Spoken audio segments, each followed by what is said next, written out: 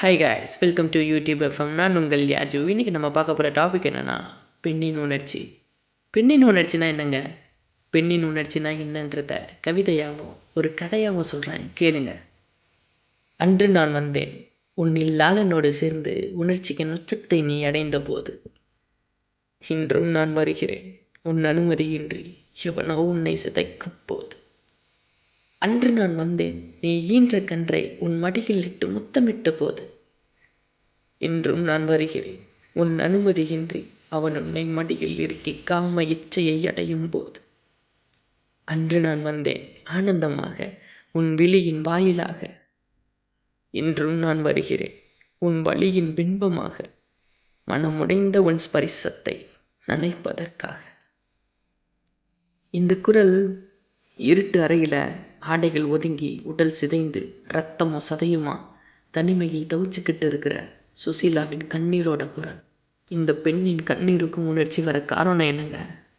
சுசீலாவுக்கு நடந்த நிகழ்வை கேட்டால் கண்ணீருக்கும் கண்ணீர் வருங்க. சுசீலா மெலிந்த தேகத்துக்கும் மெல்லிய குரலுக்கும் சொந்தக்காரி. அழகான நடை, ஆடம்பரம் இல்லாத உடை, அவளை பார்க்குற எல்லாருக்குமே காதல் வருங்க. சரவணன் சுசீலாவின் பள்ளி பருவ தோழன், சுசீலாவின் ஒட்டுமொத்த காதலுக்கும் சொந்தக்காரர். காதலிச்சு திருமணம் செஞ்சுக்கிட்டாங்க. காதல்னாலே எதிர்ப்பு தானேங்க.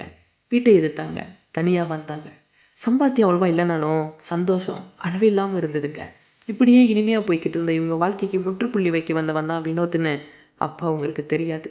பாவம் வினோத் எதிர் வீட்டு இளைஞன், முரட்டுத்தனமான உடல் அமைப்பு. அவன் கண்கள் ஏதோ ஒன்றை தேடிக்கிட்டே இருந்தது. ஒரு நாள் சரவணன் வெளியூர் போக வேண்டியது இருந்ததுங்க. அப்போ யாரை நம்புறதுன்னு தெரியாமல் வினோத் கிட்ட தன் மனைவியை கொஞ்சம் பார்த்துக்க சொல்லிட்டு போகிறாரு. அப்போ தான் வினோத் சுசீலாவை மொத பார்த்தான். அப்போவே அவன் கண்ணில் ஒரு காமவெறி. சுசீலாவுக்கு புரிஞ்சுது. தன் வீட்டை உள்புறம் தாளிட்ட சுசீலா சரவணன் வந்த பிறகு தான் வெளியே வந்தான். அடுத்த சந்தர்ப்பத்துக்காக காத்துக்கிட்டு இருந்த வினோத்துக்கு மறு வாய்ப்பு கிடச்சிது. அதை வினோத் பயன்படுத்திக்கிட்டான். பாவம் அந்த கிளி குரங்கின் பிடியில் சிக்கி சிதைந்து போனது. ஆனாலும் தன் கணவனை காண உயிர் பிடித்து காத்திருந்தது. அந்த தருணத்தில் கண்ணீர் மட்டுமே அவளுக்கு ஆதரவாயிருந்தது. சரவணன் அக்கோலத்தை கண்டு அதிர்ந்து சிலையானான். அக்கிளியின் கடைசி வார்த்தைகள் இதுவே: நம்பியது உன் தவறா, மீறியது அவன் தவறா, இல்லை பெண்ணாய் பிறந்தது என் தவறா, என் செய்வேன் என்னவனே நான் என் செய்வேன். அந்த கிளியின் பயணம் அங்கேயே முடிந்தது. பெண்மையை போற்றலனாலும் பரவாயில்லைங்க, பெண்களின் உணர்ச்சிக்கு மரியாதை கொடுக்கவாவது கற்றுப்போம். இதில் நானும் மடங்குவேன். நன்றி, வணக்கம்.